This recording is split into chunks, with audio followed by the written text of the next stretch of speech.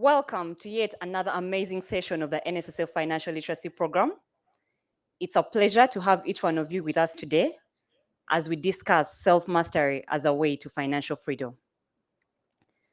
Our session today is live on Zoom and all our NSSF social media platforms.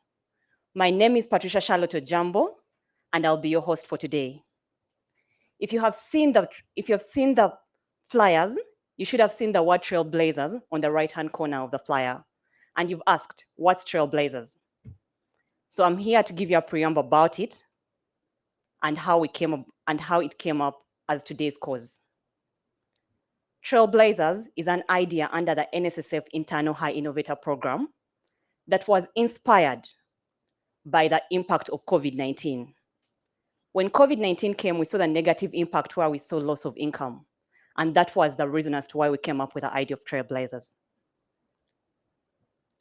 As Trailblazers, the idea relies on the power of habit, enabling our members, first, to manage psychological distress arising from financial difficulty, and then members are encouraged to continuously save, building long-term resilience, and investing money for the tough times.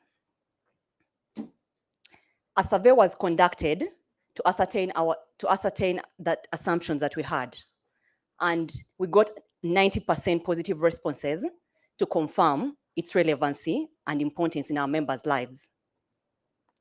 The solution that we are offering under Trailblazers is to create a network of partners, coaches, trainers, and mentors that will reskill our members, connect them to job links,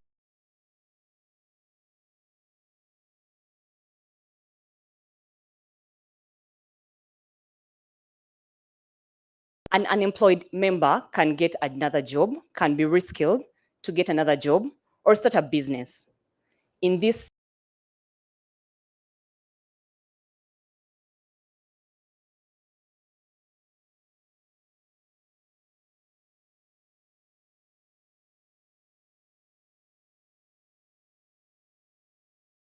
of knowledge in their fields. And he will also share an in-depth introduction of them. Sorry about that.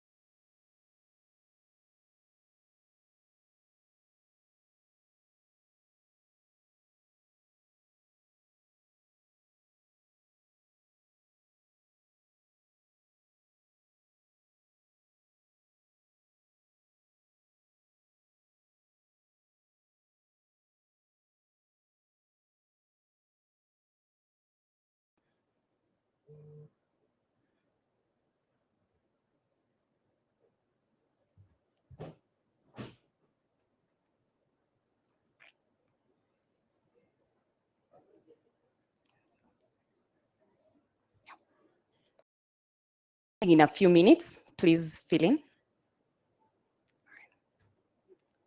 So according to our poll, we have 53% of the members that are attending female. We have 53% female and 47% male.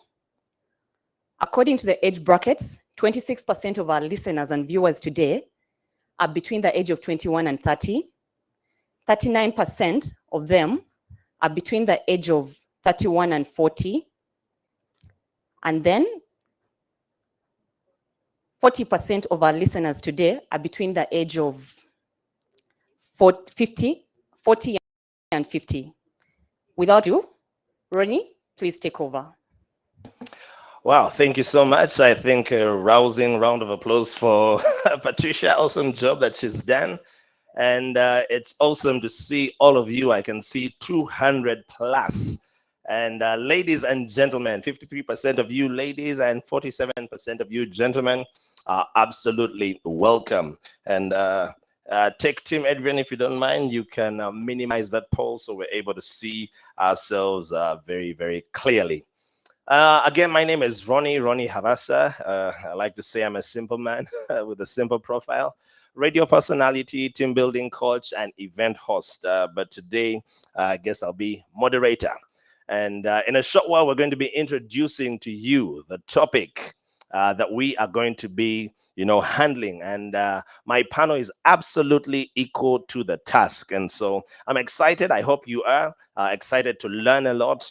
And you will all have the opportunity to ask whatever question that you have, any comments, and the hashtag to use is NSSF Financial Literacy. All right. So feel free, keep the conversations coming, keep your thoughts flowing. And last but not least, it'll be good to know where you are taking this call live from. So just drop us in the chat box there and let us know which part of the country, which part of the world you are tuned in on this call, where we're talking about, uh, self mastery for financial freedom. And without further ado, I guess it's time for me to introduce my panelists who are absolutely amazing. And they say ladies first. So I'm going to start with the lady to my right. And her name is Aileen Walusimbi Oloya. And if I read her entire CV, I can read it until the cows come home. But I'm just going to give you a snapshot of what she's about, what she's done, just so you know why she's seated where she's seated today.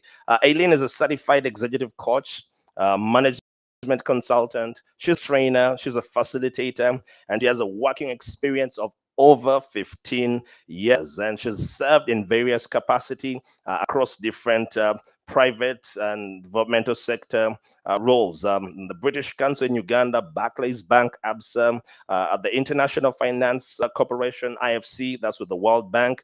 And she's also offered advisory support to SMEs across, the country, in Uganda, in Kenya, in Ghana, in Rwanda, to mention but a few. She holds an MBA with the University of South Wales in the UK, and she's a certified mental fitness coach. And that certification is going to be very key in today's discussion. All right. With Positive Intelligence, that's with the USA. She's a certified international trainer, facilitator with LPI, that's the Learner Performance Institute in the UK. And she also holds a bachelor's degree in social sciences from Macquarie University and other relevant trainings with the Harvard Business School. I could say so much. I'm just going to skip to her passion and her purpose for life. According to Elaine, she says her purpose is to use her passion to creatively to inspire and transform people and organizations by enabling them to build solid teams and resilient mindsets by developing belief in their self-worth and contributing to a world harmoniously and lovingly. Ladies and gentlemen, why don't you put your hands together for Aileen? How are you doing, Aileen? I am super well. Thank you so much for the introduction. Yeah, I hope I didn't read everything. I hope I didn't leave out any of the key things that you'd have wanted me to say. But are you fine? Are you well? I am very well. I'm excited to be a part of this conversation. Yeah. And I can't wait to get rolling with it. And get rolling with it we shall do in just a bit. But allow me introduce the gentleman to my left. He might be one that might not need that much introduction. He's been around, and for most of you, he's certainly not a new face, but I'll still follow protocol. Samuel Chisache Sejaka is a Ugandan accountant. He's an academic. He's a businessman, and he's the principal and a country team leader at Mart Abacus Business School. Between the years of 1993 and 2014, he lectured at Uganda's oldest tertiary institution, which, of course, Macquarie University, and later on Macquarie University Business School.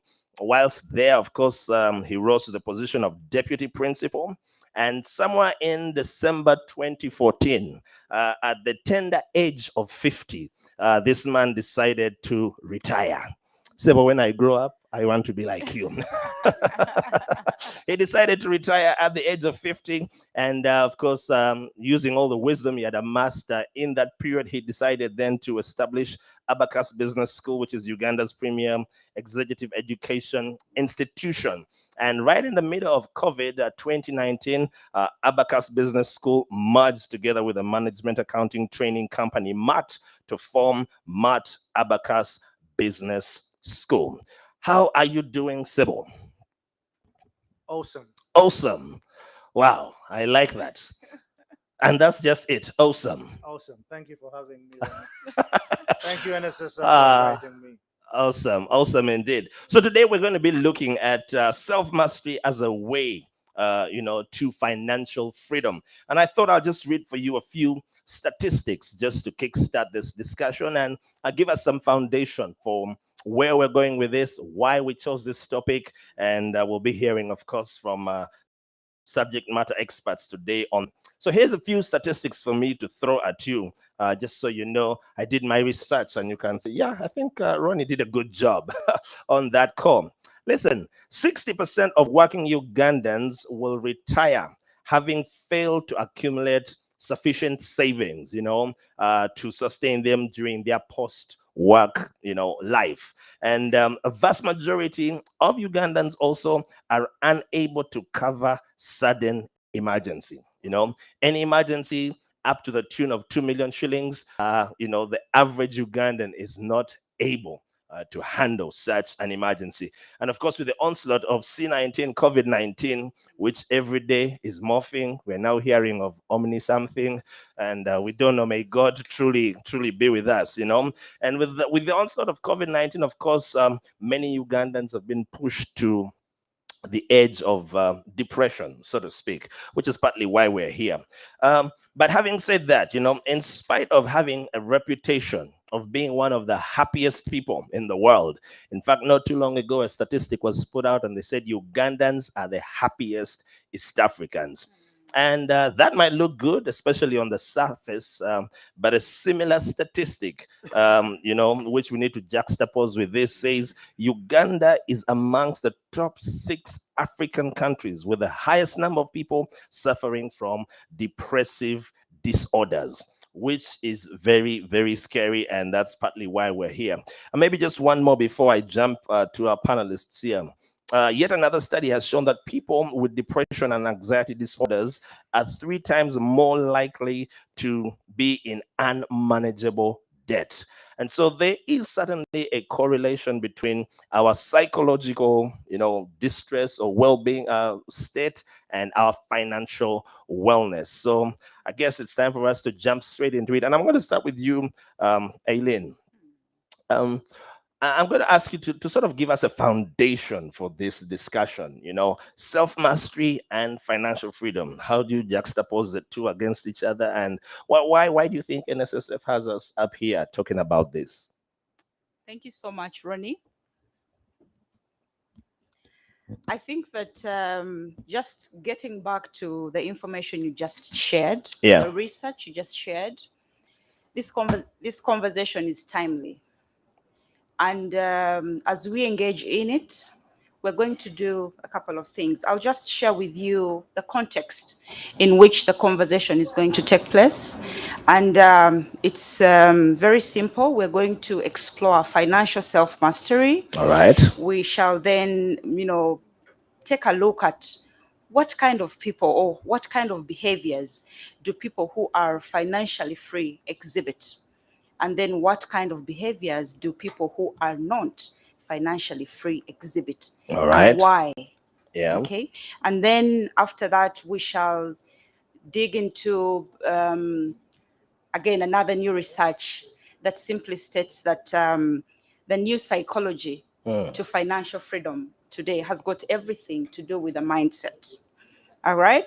So looking back to why we think NSSF is having or tabling this discussion, and Professor Sejaka will agree with me, over the years, I know that there's been a lot of information shared around financial literacy. And I know it is one of the reasons, this is the whole program that we are, working with. People have got information about how they should budget. Governments are supporting individuals like you and me to learn about ways in which we can live or create sustainable financial lives. Yeah. And, NSSF, again, has created a whole program on financial literacy. I know members listening in have been a part of this program, and you are learning a lot. What we're saying here today is that all of this information is good, and it has, it's supported members to improve on the kind of financial lives that we are creating. But the However, question is, but the question is, what else can we do to support our lives or to create for ourselves sustainable financial situations? yeah. So there's a missing link. From what you're saying, all this information is there. I know that there is a missing link, and this is what this conversation is going to answer. All right. One of the things we want to talk about is the role of our psychological well-being, Yeah. as we push towards financial freedom. And it's a topic that is very close to my heart, as you can imagine. I have experienced it in very many ways. And as we talk about it, I just want to say that it's good to be financially free. Everyone aspires to become financially free. Yeah. But in the process of doing that, I mean, it doesn't just happen out of the blue. We've got to purpose to live financially free lives, okay? Yeah. And part of the process of purposing, it calls for mastering finance, okay, from an individual perspective. So one of the things we are going to look at is financial self-mastery. And what is all of this about? Mastering your financial life is one of the things that can help you create an emotional fortitude. It's one of the things that will help you to start thinking about the kinds of financial decisions that you make on a daily, and get you to a point of asking, in what new ways can I start making financial decisions? Okay, so financial self-mastery helps you to stay focused on your financial goals, and it also helps you to get starting to think about what kind of massive action can you take to become financially free. Okay, so financial freedom, I know in this context, I mean, everyone understands it in their own way. Yeah. Financial freedom means different things to different people. Why? Because we are unique individuals.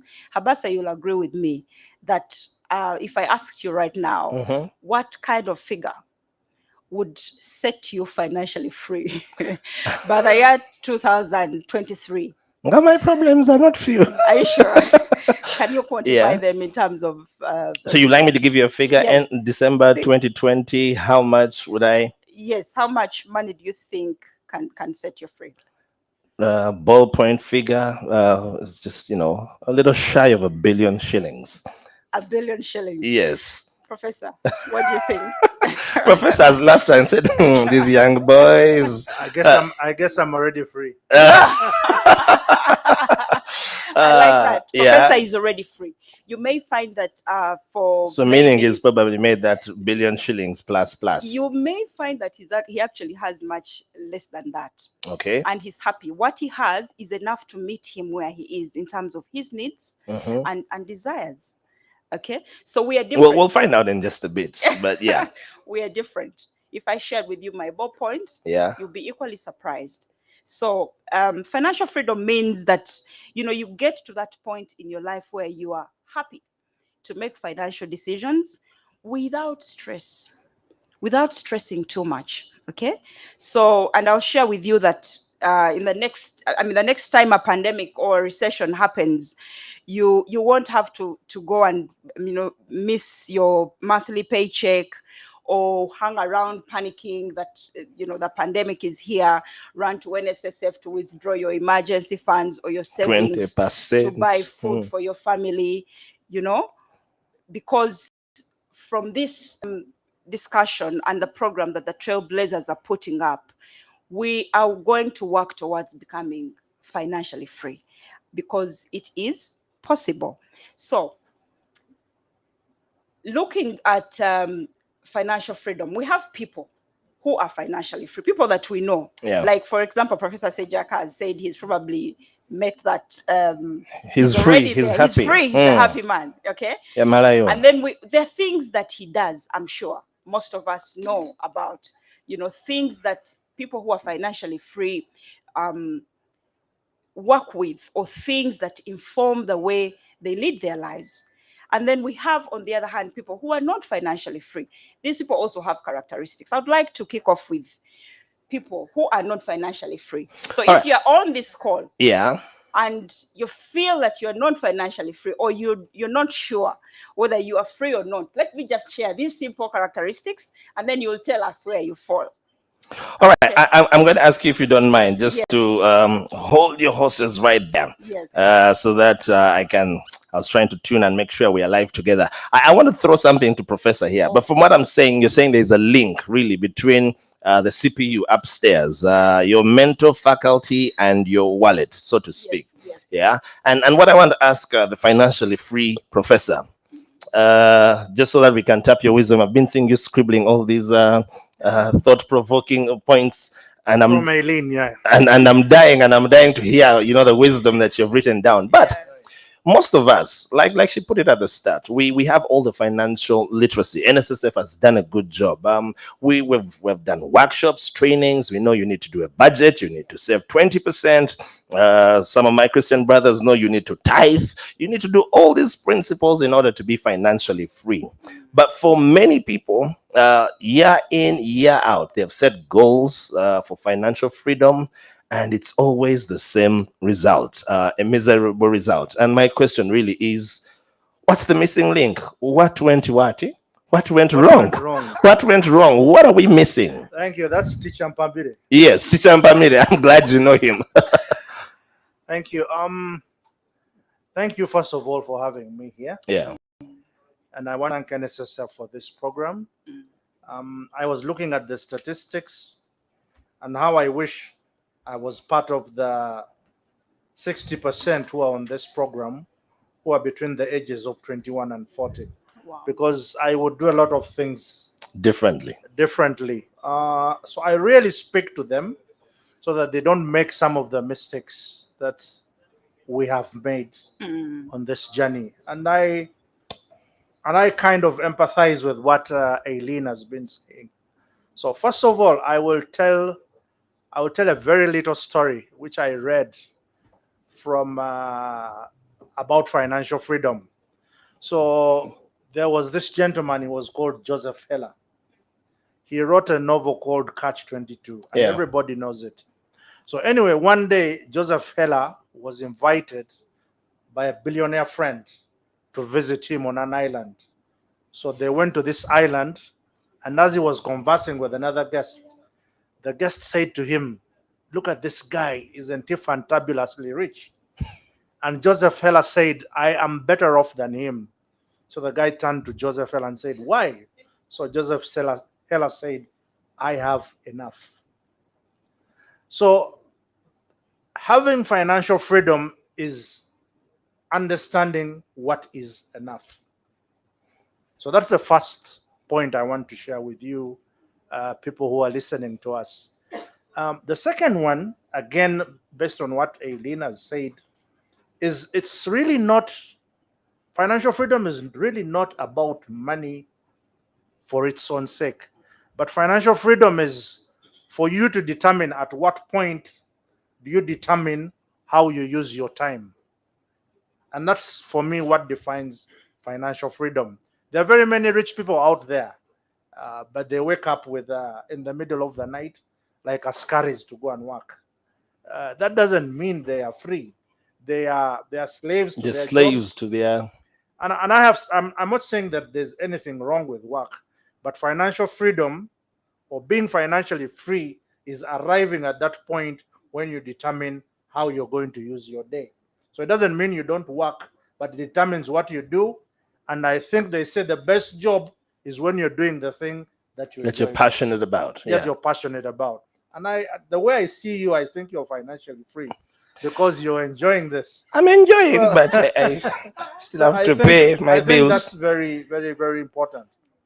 Now, the third thing I want to bring out to our listeners is, first of all, to go back to the topic so that I put some context on what we are Yeah. talking about. One, you talked about self mastery.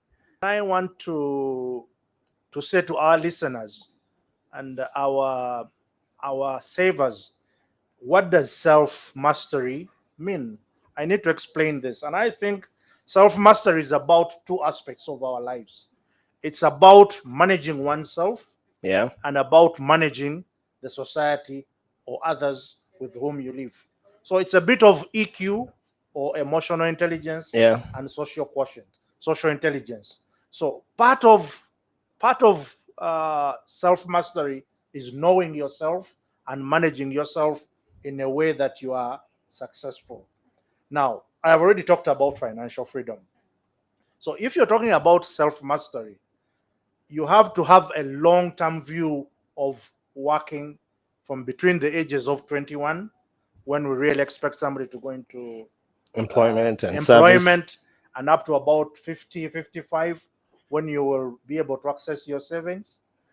So between that period, what is the level of self mastery you are able to To create, develop and to create. develop and create Yeah. about yourself? So if you can do that, if you can understand how to manage yourself, and I will talk about maybe a few things that you need to do in terms of knowing yourself and managing yourself, then you can say that at 55, I am able to say, I have had enough.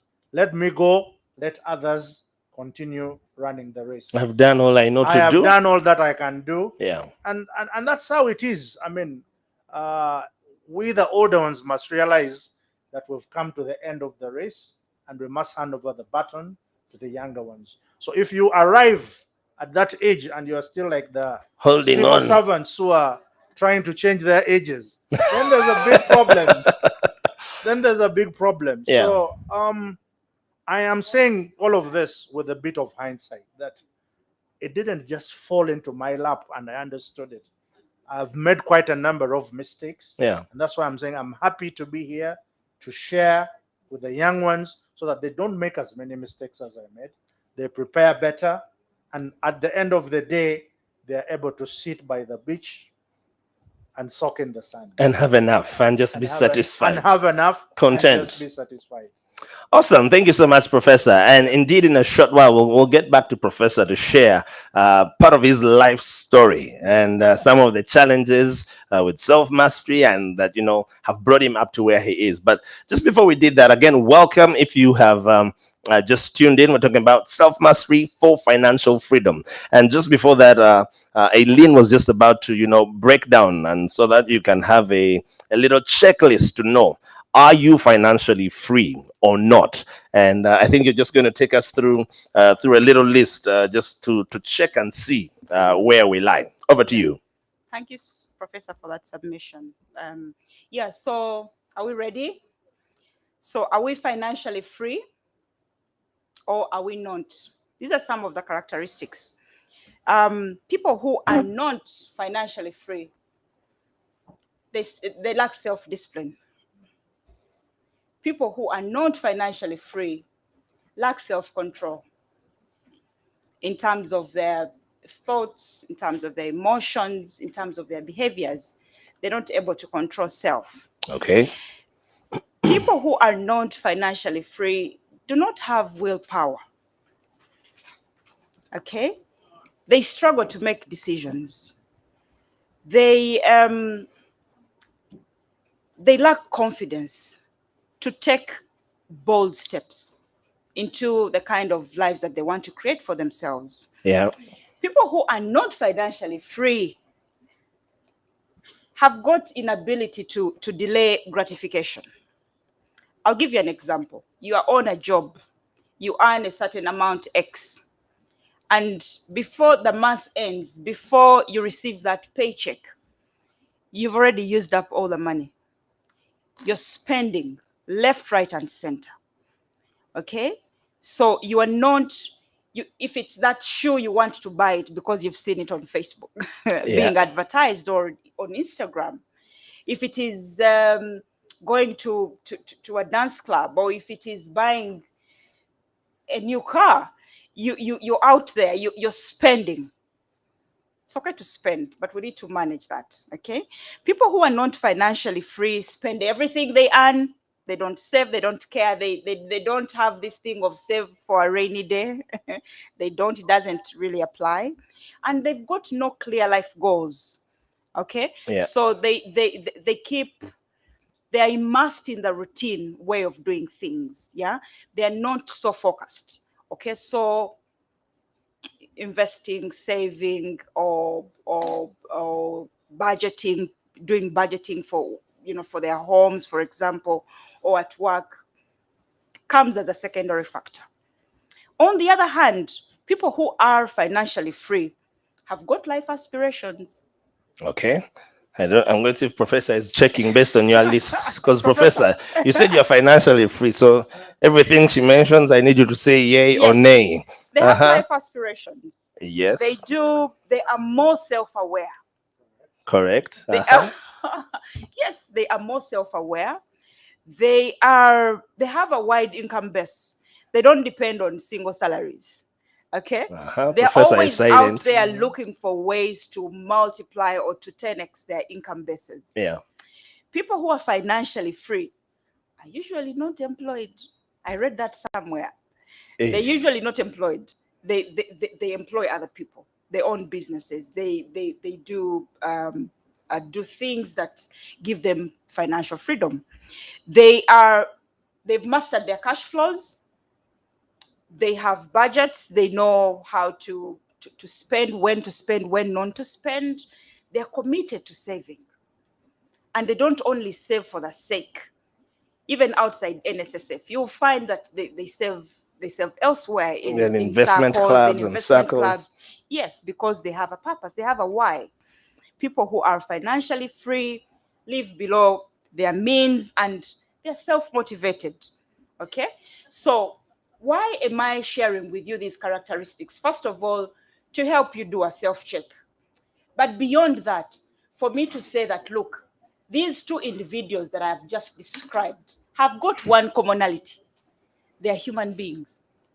That's the common denominator. That's the common denominator. The one who is financially free and the one who isn't. They are both human beings. That's number one. Mm-hmm. And number two, the only thing that sets them apart is their mindset. That's the only thing that sets them apart. Okay? And so when we fail to master our own financial psychology, we sabotage our financial journeys simply because, we're not aware, we're not paying attention. Yeah. So I don't know what you have to say about that. Yeah, so I was a bit surprised with your list because when you're reading people who are financially free and those who are not, I thought you're going to talk about, business acumen. They're setting up business, but most of the things on your list have to do with their mental faculty. You're saying they are tenacious. They have self-discipline. They're not spending more than they ought to. So, and indeed, you've summarized it to say the only difference between the two is a mindset issue. It's the mindset. Those people are like you and me. Okay, you have gone to school. You have learned about budgeting. You have learned about the value of being financially literate, and yet you are not. Wow, I'm going to throw that to Professor to get ready to share, first of all, his story, because from what Aileen is saying, it's really a mindset issue and not a salary raise. It's not so much a new job or a better job, or it's really an issue of the mind. What do you have to say about that? And in your answer, can you take us down memory lane into your own story? And I'm sure we'll be able to glean a lot of wisdom from that. Thank you very much. If I were to take you down my my own story, that would be a very, very long time. But I agree with most of what Aileen has said. But I need to be careful, and that's why I was very excited about coming here. because we need to. There's something we have been saying to the young people out there, which is a bit dangerous. Not all of us can be business people. Some of Yeah. us have to be employed. And one of her indicators Exactly. was to be The usual for people who are financially free are usually not employed. employed, and I think that I was employed for a very long time, so it's okay to be employed. So when you're employed, the things that Elena is saying are still very important. Yeah. So whether you're working for yourself or you're working for a company, you need to have a general sense of discipline. You need to have the right mindset. That's what separates the people who are successful and those who are not successful. Maybe what I should add to what she has said, which is uh, which is not which is not very clear to us, especially the Africans, the Ugandans, is we don't understand that this is a marathon. So that's why I said I want to speak to the people who are 21 today, and I want to ask them, how will you look when you are 60? Today, 60 is the new 40. Yeah. I'm 57, and I'm not a day over 40. So when you are getting to 60, how will you have so much less life, or will you be ready to start a new life? So those are the things that you're talking about. Um, so I do agree a lot with her that it is the mindset that needs to be understood and worked upon in order to get this financial freedom going. And I want to think of this in terms of an ethic. One, we must have a very enlightened view of work. If you have a job, do your best. Okay. Two, and Elena said this again, the concept of delaying self Gratitude. gratification. Yeah. And I think those two are very important, which leads me to a point I had not made. When you delay self gratification, you learn to save because there's an opportunity cost. You are saying, I have this shilling now, I will not consume it. That means if you don't consume it, you save it. So there was one point I didn't bring out, Ronnie, and it was another very important saying which we use in our financial literacy classes, and it's about compound interest, and which rings with saving with NSSF. I think this quote is attributed to Einstein. I don't know if it is really by Einstein. We need to do a fact check on that, but it is still relevant. Yeah. And it goes like this: compound interest is the eighth wonder of the world. That's Einstein. Yeah. Those who understand it benefit from it. Those who don't, pay it. So when you save, when you delay self gratification, when you avoid the consumerism which society suffers from now, you are destined to have a lot of your money being saved, either through NSSF. You know what? I am a saver with NSSF. I reached the age at which I could withdraw Withdraw. my money from NSSF, and I withdrew it. And then I came back and I said, "Hey, could you keep some of my money, please?" You realized. And I realized that NSSF was one of the best places I could keep my money. So I am a voluntary saver with NSSF. What does that tell you? It tells you a lot about compound interest. Now, speaking about work, my own experience with work is one. When I was at work, I always tried to better myself. Okay, so 20, 30 years ago, there were a lot more opportunities to go to school. Yeah. And these opportunities were in the corridor. So for some of us who picked these opportunities, we ended up doing our masters, we ended up doing our SCCA, we ended up doing our PhD, all at the expense of the government. And I see people fighting these days to pay for themselves to do these things. So once you are at work, do your best, but also seek out opportunities. That's Every one of the opportunity. things Yeah. I learned from being employed. Two, I always felt that I needed to do it to have a long-term view of where all of this would end. So in doing my best, I was always trying to make sure that I was also learning a skill for myself. So that's how I ended up becoming an accountant, so that I could work for myself. But that is the good story. What is the bad story? The bad story is, for a long time before NSSF really became what it has become today, uh, NSSF was a pariah organization, and saving, its performance, the scandals, and so forth, discouraged people from saving. So today, it is one of the best places where you can save. So in those early days, I also did not save enough. So the thing that redeemed me was that I learned skills that I could transfer outside being employed and use them to employ myself. So I was saved by the fact that I learned how to be an accountant, I learned how to be an entrepreneur. So I also do a lot of businesses and have quite a number of income streams, as Aileen has been saying. But above all, I learned to accept who I am, to live with what I am, and to accept the mistakes I have made along the way, and to learn from the mistakes. And one of the biggest mistakes I did make was not to save enough when I was young. Between the ages of 20 and 40, I should have saved more than I did. When I got into my 40s, You woke up. I had all these children growing up, going to schools. I had more months than Than the money. salary. Mm.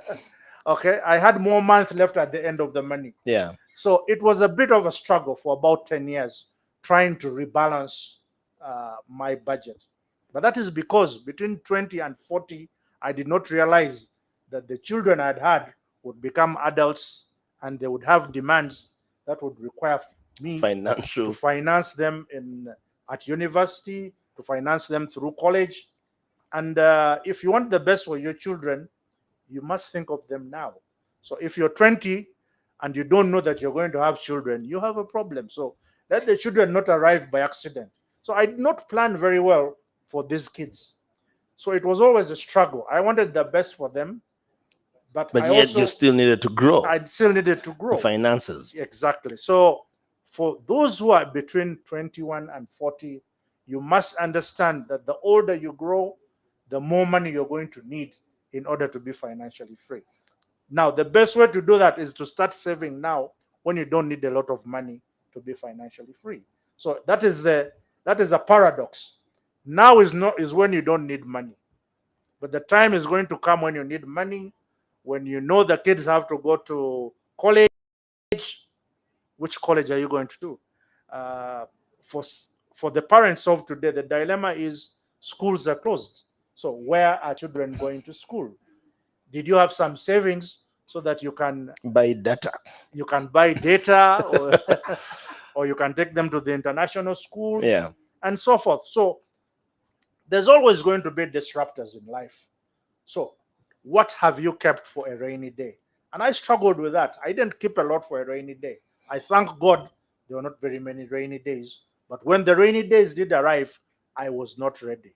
Now I'm smarter. I try to spend less than I earn.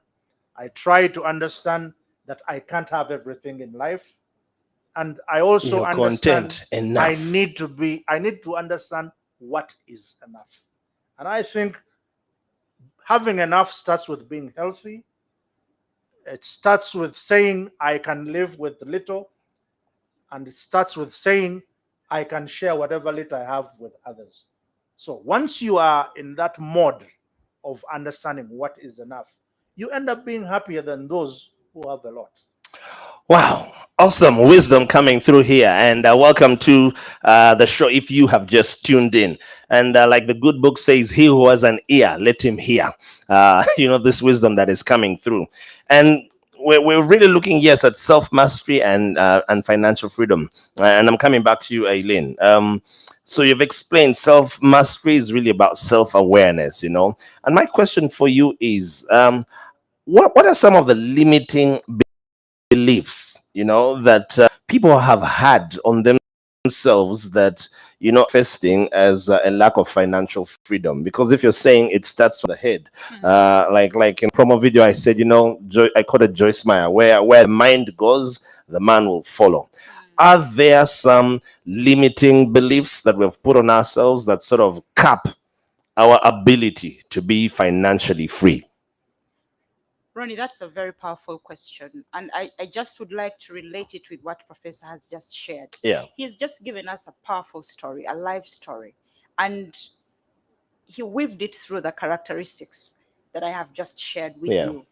You can see that because he's had this aspiration of even creating a family, he has taken certain action. Are we together? Yeah. Now, a person who does not have aspirations cannot think like the way Professor thought then.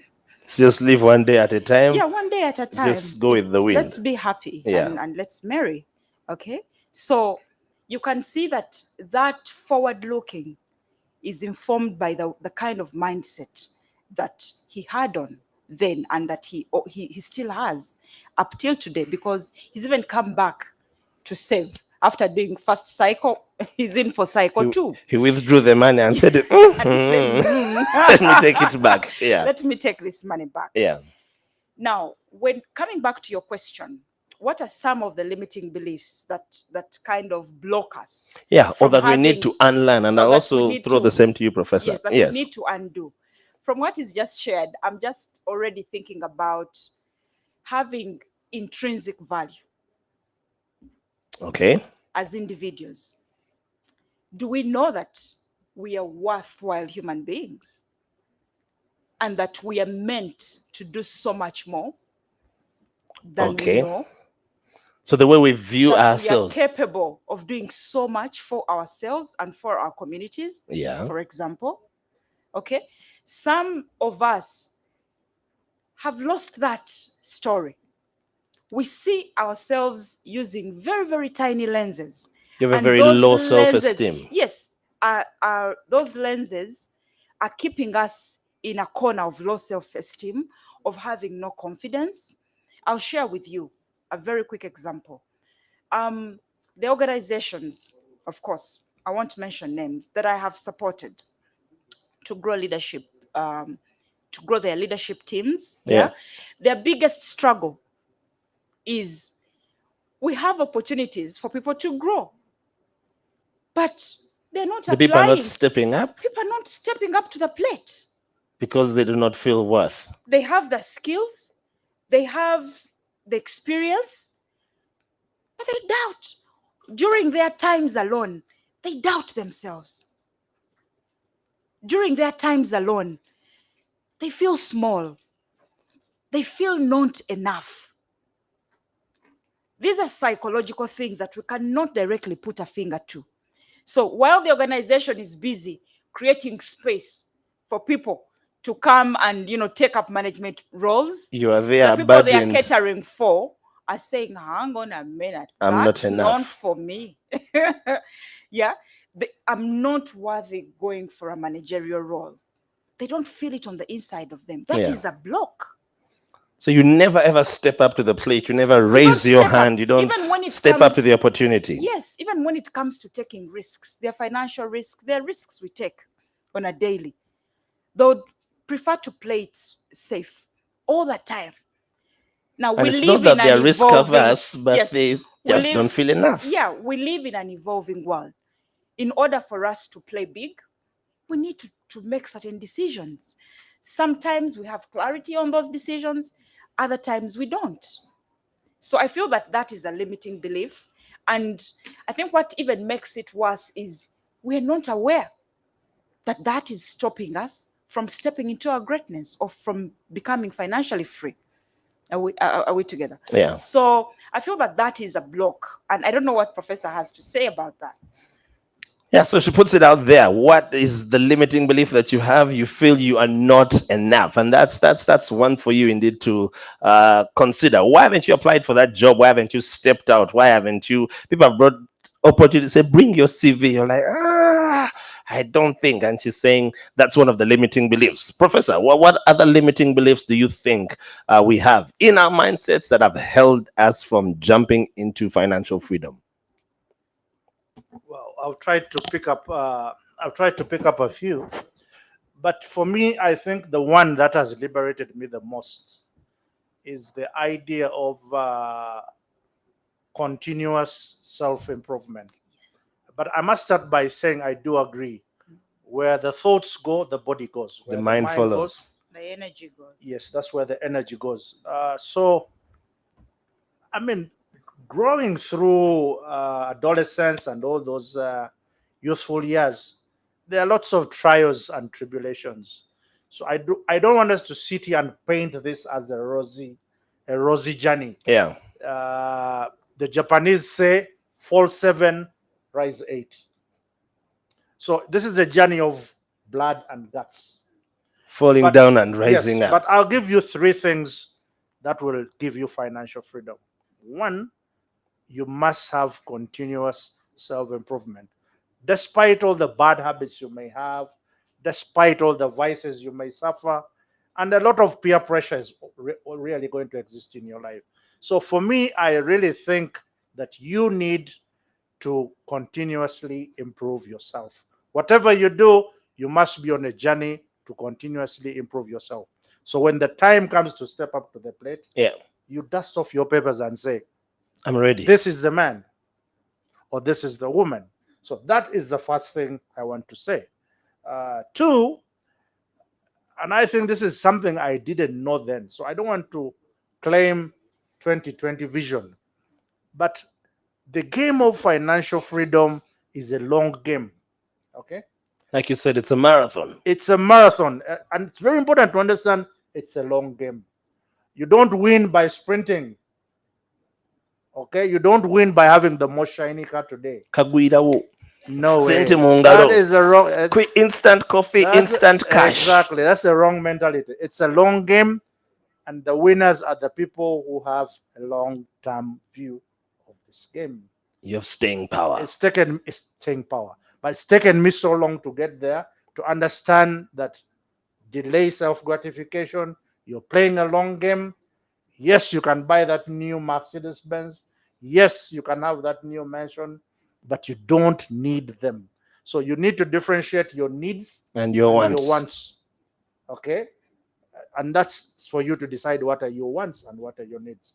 But don't keep up with the Joneses. It is a long game.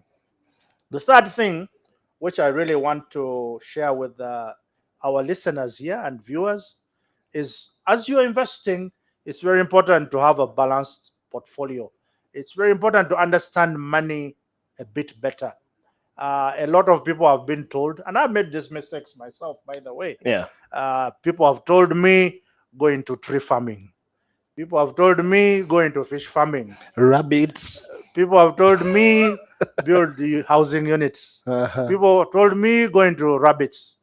People have even told me to look for red mercury, and I've gone through all these things.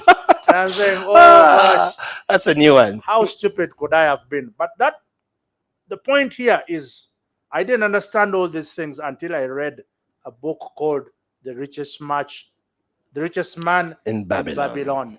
It's a lovely book, and I'm recommending it to all of you. Yeah. And I think the most hilarious part of this book for me was the thing about asking for financial advice from a bricklayer. From a bricklayer. Threw me off. So these days, when people are asking, You're buying questions, gold jewelry I from ask, am I not the bricklayer? So I could be a bricklayer giving you the wrong advice. red mercury. Okay, so yeah, exactly. So who is advising you, and have they done what they are telling you to do? Yeah. So understand what the guy is saying in The Richest Man in Babylon. But lots of principles there, but I'll leave that there. Another book that I want to recommend is The Psychology of Money.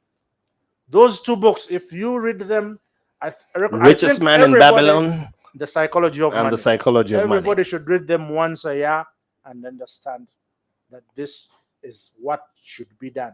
But again, there's a lot of things you can read in order to understand. Sometimes they don't stick.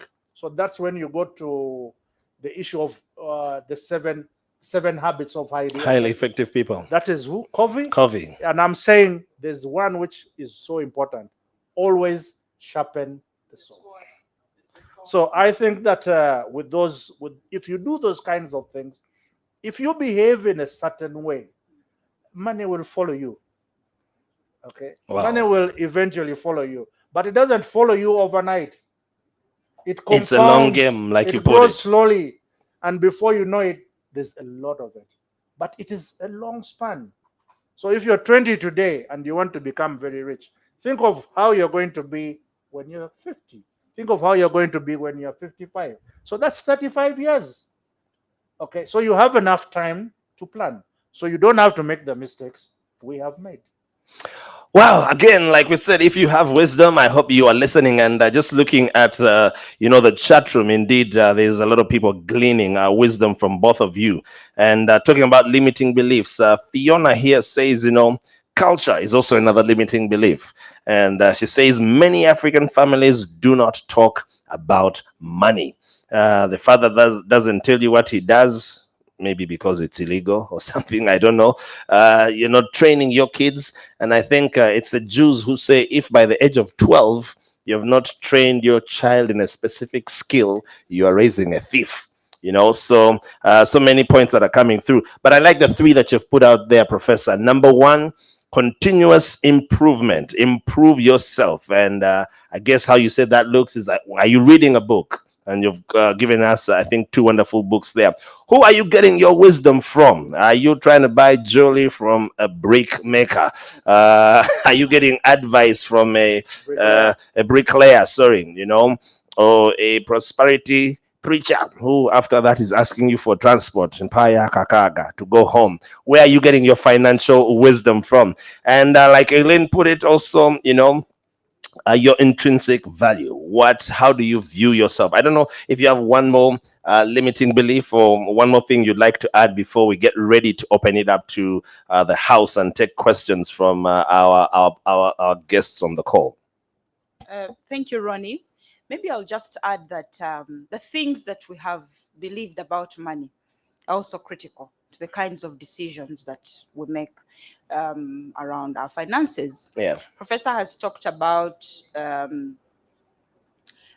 he has said something around having those long range goals. It's a marathon, yeah. It's a long game. Yes. But and I don't know where he grew up from. He had the opportunity to rub shoulders with people who had actually lived with visions, with aspirations, and worked them and achieved from them. Okay.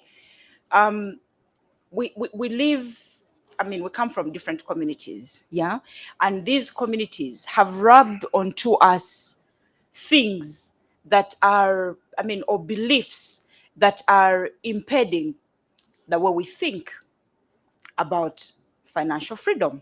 Yeah. So if you have grown up within a space where people do not maybe value work, or people live in poverty, chances are that your beliefs around money will kind of be, you'll have a certain perception or a picture about being financially free. But again, like I said, that should not be a cap, or that should not stop you from looking for ways of becoming financially free. Grow your capabilities, for example, like what Professor has just shared. Get out of your way and seek information that can help you undo what you have believed. So our stories about money, the way we relate with money, is critical as we build, as we become financially free. You cannot sit there thinking that money, everyone who has money, for example, in town, there's this belief that very many people share, that everyone who is rich or who they perceive to be rich has stolen money. That is a limiting belief. Not everyone who is rich has actually got money the wrong way. People are working. There are people who are genuinely working. Because if you think everyone is stealing, then you sit back and say, you sit back and I don't say, need to work. Besides, you know, Yeah. that will stop you from engaging better. Okay. And then there's our financial values, for example. Yeah. I know that we work for institutions that have values, but on a personal note, what are your financial values? What are your financial values, and what truths do you hold around them? Yeah. Okay. If you get clarity around your financial values, you will pursue financial freedom using those values as a vehicle. But some of us have not paid attention to that. And I'll share with you a story. So at there's some no point. compass guiding you. There is or- no guidance Yeah. whatsoever. Yeah. So there are so many limiting beliefs. My call to everyone on this who has joined in this conversation is, let's get time off to reflect. What have we actually believed about money? Is it serving us, or is it not serving us? The things that we have carried, are we slaves to money? Or money can actually help us to create the kinds of lifestyles that That we we so desire. desire Hmm. to have? What have you believed about money? Please answer that question. Sit down in the mirror and ask yourself, Aileen, what have you believed about money? And ask yourself, is this true? Is it not true? Is it serving me? Is it not serving me? If you find that the belief you have is not serving you, undo it, pack it, throw it out, and replace it with a belief that will take you To the 2 next steps level. ahead. Yeah. Yes. All right, thank you so much. And in a short while, we're going to now open this up to the house, all right? And get ready to take some of your questions. But, what we've been doing is exposing some of the challenges that we may have, limiting beliefs and so on and so forth. And I'm glad with this program here with NSSF, and special shouts out to the Trailblazers. What the Trailblazers are doing is we have had a problem statement, and they want to remedy that situation. So what they're going to do is, on this link, there is a little link which would like you to apply for, and there you can register for the Trailblazers program, and it's really about psychological wellness, in preparation for financial well-being. So the link is going to be shared on your screen. Register today and be a part of, those who are going to say enough is enough. I've heard from the professor, I've heard from Aileen, and I'd like to be able to change my circumstances. But I'm not going to open it up to the house. And so many of you have been asking questions. And thankfully, the team behind the scenes is helping me sort some of those and send them through. So I'm just going to read them and throw them at you both to just give some wisdom. We have about 45 minutes to bring this to a close. So we'll do the best that we can. Julie Setenda says, owning a business, and I'm giving this one to you, Professor, owning a business usually comes at a cost. In my desire to own a business, I have fallen into financial troubles. I don't know if she tried red mercury or or whatever, and you've done quite a few of those. I've fallen into financial troubles, spending to build and etc. Hence being trapped in debt. All right. I'm not a spendthrift. All right. She delays gratification, and she sounds like a disciplined person, or into personal luxuries, but she finds herself heavily indebted because maybe these businesses have failed to take off. So what advice do you give me to get out of debt, Professor? Thank you very much. I think that was what was the name? Judith. Yes. Yes, Judith. That's a very good question. First of all, what I did say to your question was that we need, you see, a lot of these motivational talks about how I did it.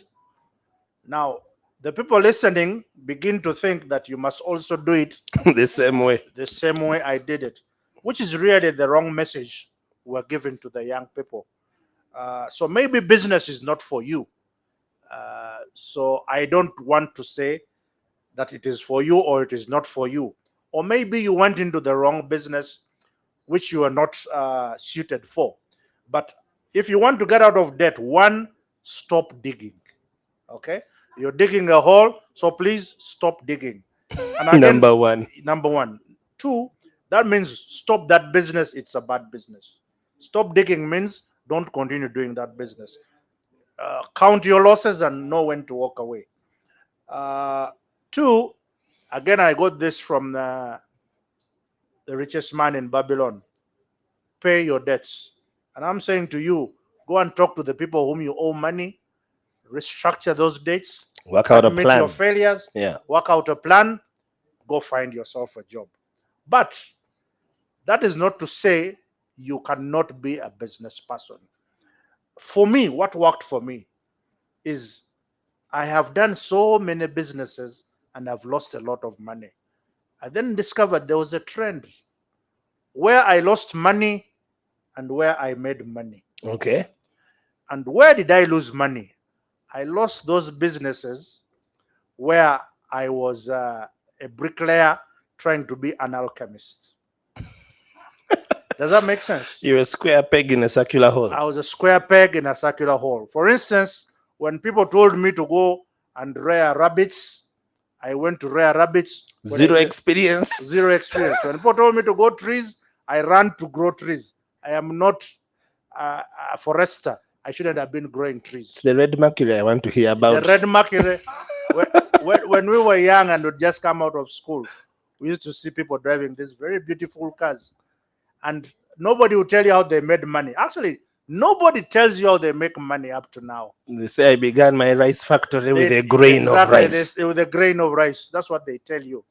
And I've been listening to this, pardon my French, bullshit talks. The way to make money is through blood and guts, shilling by shilling. The way to make money is by doing what you know, that thing in which you are an expert. If you are a bricklayer, become the best Bricklayer. Okay? If you are a hairdresser, become the best hairdresser. Okay? If you are a dancer, become the The best. best dancer. And the results are out there. Okay? So do not try to do what you don't understand. Two, do not try to keep a job and also run a business where you don't have control. Because the moment you go away, the people with whom you leave your money Will become financially free. will become financially free. Thank you, Ronnie. So these are Ah. some of the things that I would say to Judith. It's not easy to make money. That's why I want to emphasize every day that when you compound good habits, when you do the same thing nicely for a very long time, you are going to become successful. Okay? So if you look at the greatest people in the world, there is one thing about them. They have worked to become the best in what they are. Whether it is in sports, whether it is in making microchips, whether it is in technology. Yeah. I mean, I have read the Bill Gates story. Bill Gates used to work for 18 hours a day for 20 years. That's what he did. He worked very hard. So when you find Bill Gates and you say he's rich, it is not an accident. It is exactly, if you read about him in Outliers, that's what you will find. You can read about the sportsmen today who are the biggest sports icons. Yeah. You can talk about Tiger Woods in golf. And there's a book called The Big Miss. You know, I read a lot. Yeah. When Self-improvement. I'm a professor, so I'm supposed to read a lot. So when you We don't read, expect when you any read The less. Big Miss, Yeah.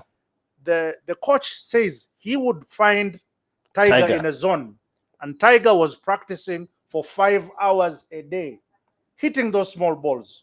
So why would he not become a billionaire? Lewis Hamilton, he's racing from the age of 7. He has to become the best. Why not? Lionel Messi, he's in academy at the age of 12. He's still playing. He just won the Ballon d'Or. Some people don't think Okay. he deserved So, it, but well. There is a pattern to being successful. And that pattern is what Aileen is talking about. that can be successful ethically. Now, here there are people in Uganda who become successful overnight. I don't know how they manage to do it. So I don't want to talk about those people. I really want to talk about The people who have legitimate. become successful in Uganda here. And I want to bring it home. Maybe I would also dedicate this to the late Brahim Mwanga Chibirige. And I worked with him to write his life story. It's called My Story of Making a Fortune in Africa. Can you imagine this gentleman? He stopped going to school in P6. So when he went back from Butambala to Budu, his father told him, come and work in the hotel. And when he was working in the hotel, he said, let's go and trade in coffee. From there, he came to Kampala. So over 40 years, you see a man who is determined to improve himself. He could hardly read and write. He taught himself how to read and write. When I met him in 1987, he had a shop on Ginger Road, and he was wearing coveralls, and he was lifting with his workers. By the time he died, if you met him in the late 2000, in the 20s, as they say, you would have said, this man was born with this hotel here. The silver spoon. With a silver spoon. No way. This is a story of blood and guts. So these are some of the stories that people don't tell. So again, if you want me to recommend the local book, I want to recommend the story of BMK. It is an incredible book. May his soul rest in peace. True. This is a guy who worked so hard. And he was consistent in what he did. So in all these stories we're telling our people, there is a thread of consistency. Yeah. But can we bring it home, closer home to NSSF? Even saving with NSSF, you need to be consistent. And that's when you see your money growing and growing and growing. Thank you. Wow, so much wisdom that Professor has, put out there. Stop digging if you're in debt. Number one, Number two, do not be a bricklayer getting advice from an alchemist. Make sure you're getting advice from the right place. Do not try to put energies in things which you're not skilled at. Find your gifting, which is what Aileen has been saying. Self-awareness is really about knowing yourself, knowing your gift. Yeah, I found my gifting. Mine is doing what I'm doing right now. Mowawa, talking. I'm talking, I talk and talk. Yeah, but every day I am trying my best to do what you've said, to add to this skill. I'm watching a YouTube video on how to interview a professor before I come, and I'm trying to, and hopefully someone is going to say, who was that guy at the NSSF, the Trailblazer? Can we get him? And my check will be a bit fatter than this one. So every day, what is your thing? Are you adding to that skill? I'm honestly not going to try and make bricks or do rabbits, and certainly not going to bother with red mercury. Yeah. But let's see other questions, and I'm going to throw a few of these to you, Aileen. Someone here asking an interesting question. I don't know if any of you are very religious people, but someone here, Susan Tamba, says, does religion put a limit on us? You're talking about limiting beliefs. Does it put a religion on us? And what does religion say about money? I don't know if you feel equal to the task of answering that question. I would flip that question around and Yeah. say, what's the name of the... She's called Susan Atamba. So Susan Atamba, what have you believed about religion and money? That is the question I would send back. Wow. Because it is what you have believed. I don't know her religion. Yeah. Okay. But what has she believed about her religion? And is it true? Yeah. Is it not true? And what can she do what can she do about that belief? Awesome. All right, let's see if we have some more questions. What I think, Atamba, your question is right there. But depending on which religion you subscribe to, there's a lot. And some of the principles that Professor has talked about, I find interesting, because as a religious guy, I find a lot of those in the Bible as well. Because you're talking about making shilling by shilling. The Bible says money made in haste is quickly lost. Kagwirao and all of that, you're suddenly going to lose it. All right. Here you have Joanna. Joanna saying, I would like to side with Professor. And not all of us can do business. In fact, most financial teachers are telling us business is the only way to financial freedom. These days, I buy things from friends, but then also it seems everyone is doing business, so even supporting gets hard. And I'm thinking it's the same for the other friends. If we all do business, who will support us? So that's not really a question, but maybe a comment right there. Feel free if you have any question, and I can see Charles there with a question saying, how do we or how do you support us to shift from theories? Because sometimes it's a lot of theory, it's a lot of KB. How do we shift? How do we make this transition from theories to practicals? Okay. I need that question to be open for me right there so that I can read it in its entirety. But yes, how do we shift from theories to practicals? Because if it's reading or taking lessons on financial literacy, those we have taken, Professor Eileen, we have done those.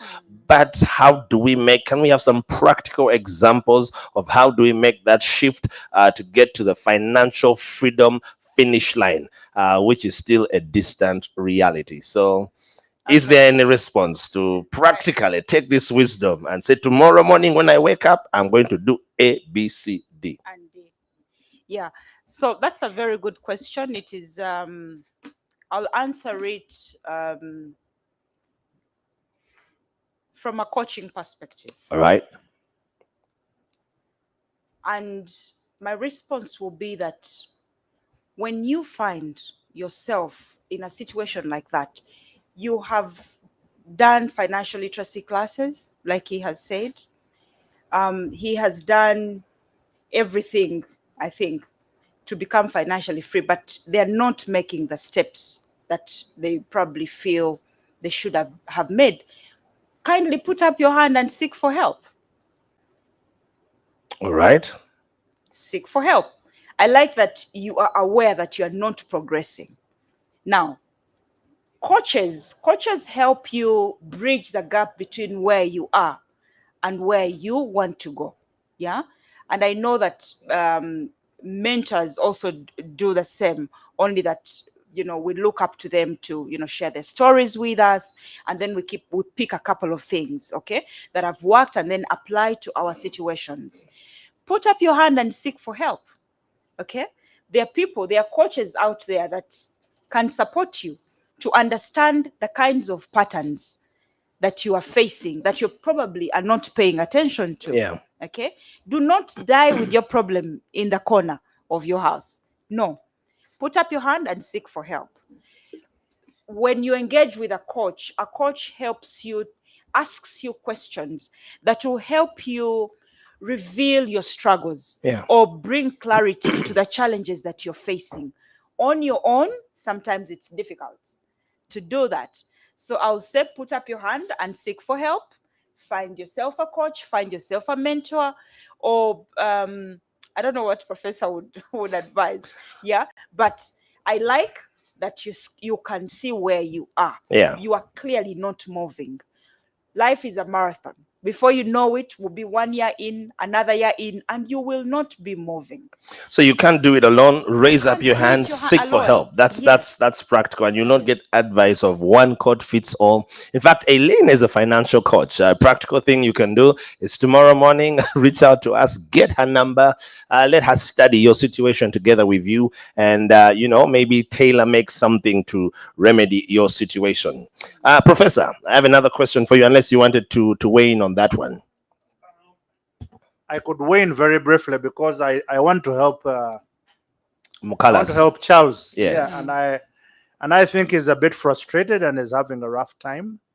And I want to say him, please don't get frustrated. You need to reevaluate. But even as I am helping you, I now. By the way, I'm also a coach. And how did I become a coach? When we had the first lockdown, I said, what am I going to do? I'm going to sit in this house all this time. Let me go back to school. So I went to Coach Masters Academy and I did the coaching program. So I am a qualified coach, even though that's not where I really want to take my life. But what I understand from the way I did my coaching, and this is what I want to Mukalazi to take away from here is that nobody can answer the questions of life for you. Wow. So what we coaches do is to hear your story and try and look at the gaps in that story, Yeah. and then throw back those questions to you. To you, Mukalazi, You, to decide. Mukalazi. So you must answer the question of why you are failing to move from the theory to the practical. So if you can find a coach, you could sit with them, and then they would hear your conversation, your story, and look at the gaps in those stories and help you to move from the theory to the practice. But at the end of the day, the story has to be answered by you, Mr. Mukalazi.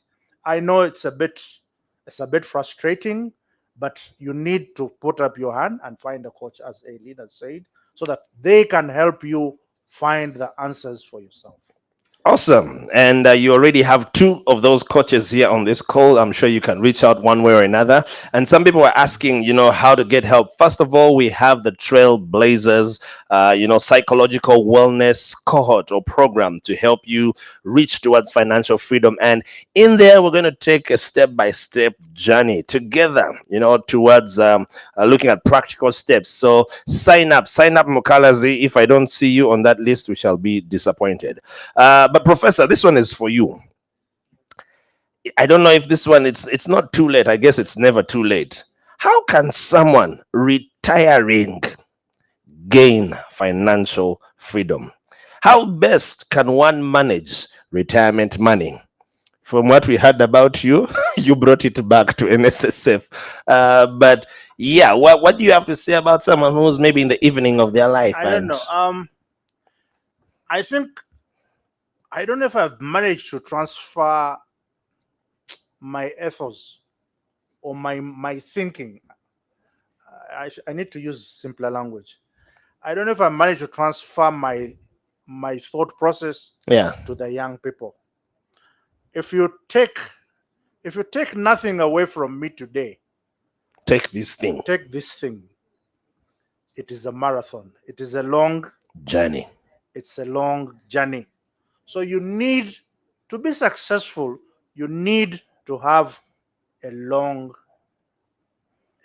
view of where you are going to end. Now, for most of us, and that included me when I was much younger, so maybe I've been a bit lucky, but when I was much younger, I made the mistakes most of the young people make. One, I did not save enough, and I own up to that. Outside of my savings in NSSF and a few properties maybe I'd acquired, I did not save as much as I ought to have done. Now I'm saving as much as I can. You're playing catch up. Yes. So the question of saying how much should I save when I'm retiring is really so immediate that it is meaningless. It is still a marathon. It is still a marathon. So you can't start working and get to 45 and then you say I'm going to retire in 5 years time, and then you do the things that you should have done from 20. So don't make the mistakes we made. Some of us have been lucky to get away with those mistakes. So start the journey now. Understand that you're going to retire after a 30, 40-year stint of working. So start on that journey. Okay? Now, most people retire and then they get their savings in a lump sum package. They have never done business. They have not prepared how they're going to spend that money. They have not obtained financial literacy. What then happens is the employer arranges a class to teach them financial literacy on the last day. A workshop. Actually, what they learn in that workshop, and I've been a facilitator in these workshops, is it is soft landing. Please understand you must leave. Here is your money. Please understand you must leave. They're just cushioning but you. That is all they are doing for you. Yeah. Okay. You need to learn financial literacy long before you retire. Okay. You don't arrive on the day of retirement and say, hey, what am I going to do? If that is what happens to you, you're really in trouble. And I always say, when you come to the real world where some of us live, you will find conmen. You will find most of us are conmen. Most of us are liars.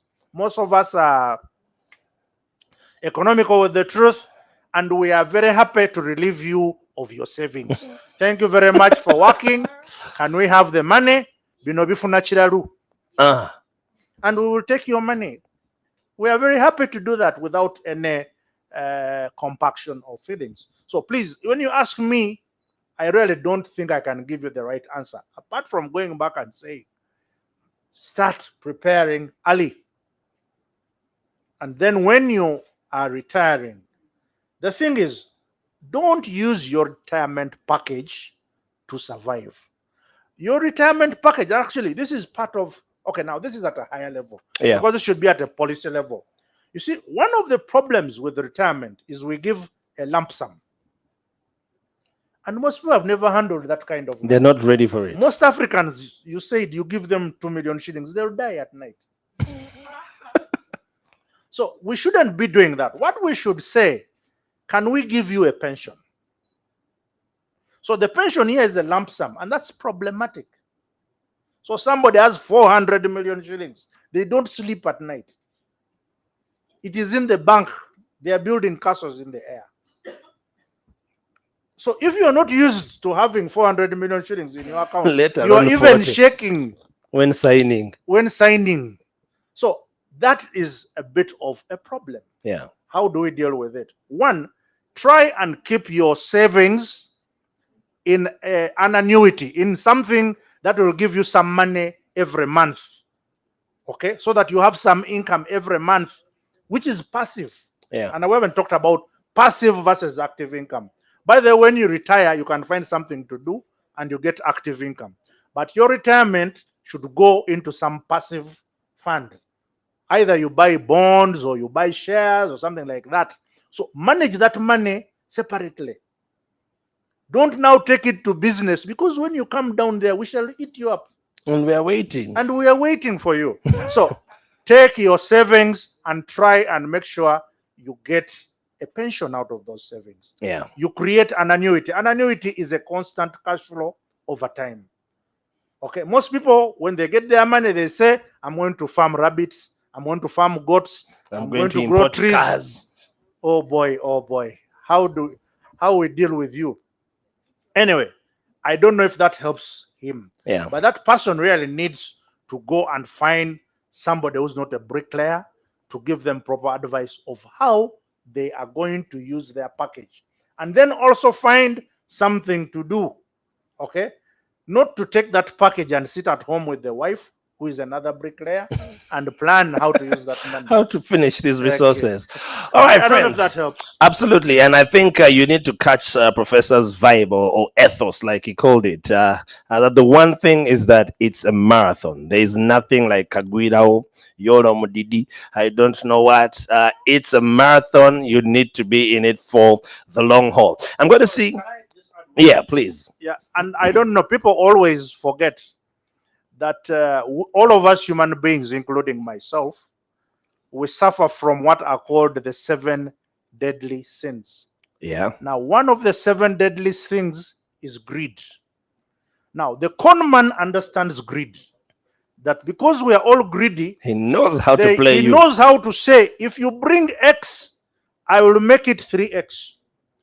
If you bring 3X, I will make it 9X. 10x. If you bring 9X, I will make it 27X. That is the Ponzi scheme. Yeah. So Beware. don't fall into that trap of things which are too good to be true. Anything that sounds too good to be true Is too going good to be ruin- true. Is too good to be true and does not exist. So please, I hope I have been able to help you understand that the truth, the way, this in the Bible, I talk about The way, the truth, I and the am the life. way, the truth, and the whatever. Okay, he did not become that by simply talking about it. He paid with his blood. So when somebody says, actually, for me, I would ask, what is not in the Bible about money? Everything is there, True. but it is also a question of your personal beliefs. And here on religion, I'm very careful because people have very many differing beliefs. I am a bit skeptical about those things. But you make your own choices. I always want to think of the pastor in the same way I think of the witch doctor. That they are dealing with things of belief, they are dealing with things of spirit. But what brings it home for me is the witch doctor. That when I go to the witch doctor, Professor. he has a small hut Uh-huh. and he says, remove your shoes and bow down and enter. Then you are wondering why the witch doctor is in this small hut. Maybe the pastor who is in a big church is okay. But the witch doctor is in that small hut. Then you say, but if this guy is in this small hut, how can he make me rich? How can he deliver me really? So that is up to you to make those decisions. Make that decision. But there are people who believe in witch doctors. There are people who believe in pastors. It's your cookie to grind. And speaking of the Bible, indeed, it does talk a whole lot more about money than it talks about prayer or any of these other things. As we bring this to a wrap, and in a short while, I'm going to be inviting Patricia to come back just to wrap it up. I want to throw one last one to you. As a lady and a family person, a young anonymous somebody here is struggling, says, as a young and an employed adult, how do I balance between personal expenses, personal savings, and then extended family needs? Says, I seem to be stagnating, because you've just made a little, then mama is sick, auntie needs what? This is family. What do you do? What is the best use? Well, then they slide in a different question, but maybe just talk about that family balance versus the young man or woman is trying to progress, but the needs of the African extended family are just weighing or stagnating them down. Thank you so much. There's this saying, cut your cloth. Cut your coat according to your cloth. I think that is what he needs to. Is it a he or a she? They're anonymous, so we They're can't say. anonymous, Yes. yeah. So cut your coat according to your cloth. Okay. You are not government, and neither are you a welfare distributor. Mm-hmm. Okay, these are facts that we need to work with. Know your limits. Know your limits. Manya Otherwise, wokoma. Otherwise, you're going to stress out completely. Yeah. Yeah. So if the impression you have created is to please everyone by touching your pocket, whether you're related by blood or not, it's going to cost you something. Everything comes at a cost. The behavior will be good. You'll be known to be this person that gives, that is very generous. Yeah. But you will suffer. So go back and look at your finances and be realistic with yourself. It is okay. It is okay. Wow.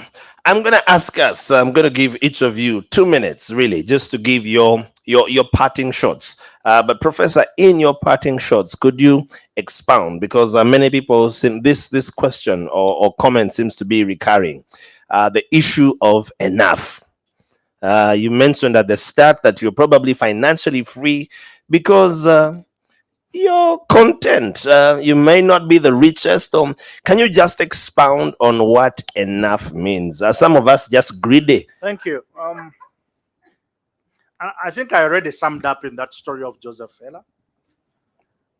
Because for everyone, even for the three of us, as we are on this panel today, your enough is different from Ronnie's enough, is different from mine.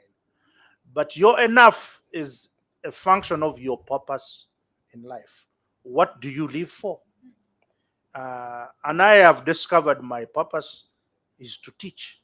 Wow. Simple. I am a certified public accountant who found myself teaching. I have taught so many people. They have been so grateful. It has made my life different. And those people have always come back and given me a favor. And for me, that is my enough. Okay. The other part of my sense of purpose is the financial freedom I'm talking about. That for me, financial freedom is not having a lot of money. And I don't have a lot of money anyway. I simply have enough to live with. Okay, but that enough is defined in the context of the capacity to say, today I am staying in my house, I am not going in the rat race. I'm going to eat So, my yes, matoke. I'm going to I'm eat not my going out matoke to. or whatever, it's posh or whatever, Hmm. or my insenene. That one you need to really be Okay, enough. okay. The point is, everybody has their enough. Yeah. And for me, whether I am walking or I am cycling or I have a small car, my enough is a sense of happiness that I have with what I have achieved. So you define your enough. I can't define it for you. Yeah. Okay. And I don't want to make this go round and become political and whatever. Some people don't find enough. 40 years later, they don't find enough. Okay. So you wonder, what is it? But we are travelers in this world and we will live. So you find your enough. And for me, my enough is defined in my sense of purpose and the fact that I can use my time Yeah. the way I want to use my time. That is what you should also do. So nobody said you need to be rich. Who brought you Who on told earth you? to become rich? Okay, so you define what rich means. And this is one of the messages our young people are not getting. Yeah. That if you have a life's purpose, how good are you in achieving that life's purpose? When I was in school, very far back in the 1970s, I went to a school called King's College, Budo, and there was a gentleman, E.M. Kemalira. He came to give a sermon, and that sermon stuck with me. He talked about a man called Booker T. Washington, who was a slave. And these young people, they have Google, they can read about him. So Booker T. Washington was sweeping in the church. And when Booker T. Washington swept, nobody could sweep Better than him. than Booker T. Washington. Wow. So for all of you young people out there, define what your enough is. Okay? Define what being rich means. It's not owning things that glitter. It is not owning mansions, because all of us seem to be in that rat race. Actually, to have enough is to get out of the rat race.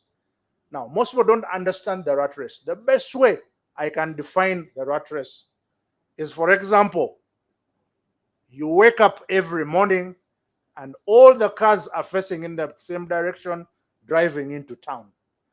Now, the few cars driving out of town are probably the guys not in the rat race. But otherwise, all the rats Lined up facing one direction. facing one Professor, direction. you get the movie. Okay, so okay, there we go, Mazima. In the evening, all the cars are lined up, All the rats. driving towards Nansan. That is the rat race. Now, for you to get out of the rat race Yeah. is to say, I am not in that queue. So it is not to say I have a nice car. You may have a nice car, But it is also it headed is to. also headed towards town. It's a nice rat. It is a nice rat, but it is still a rat. Oh dear. So I hope this message has come across. I usually deliver my message forcefully, Yeah. but it is what it is. It is what it is. I like that, Professor Bongako. Wow, Professor's swag levels are certainly up there, and maybe it's because he has enough. And maybe just to qualify a little bit on what he said, first he said, choose your own enough. Your enough is a function of your purpose, which is really what Elaine has been saying. Do you know your purpose? Self-awareness. And enough, I guess, doesn't mean settling for less. Enough is like contentment, happy with where I am on the way to where I'm going. All right, so that's certainly awesome. Aileen, what are your parting shots? Thank you so much, Ronnie. I just want to say this, that from my experience supporting individuals to walk their life journeys, supporting organizations to re-strategize and, achieve the objectives for which they were set up, I have come to realize that people who thrive take massive action. Organizations that thrive take massive actions on their tasks or on their objectives, okay? Okay.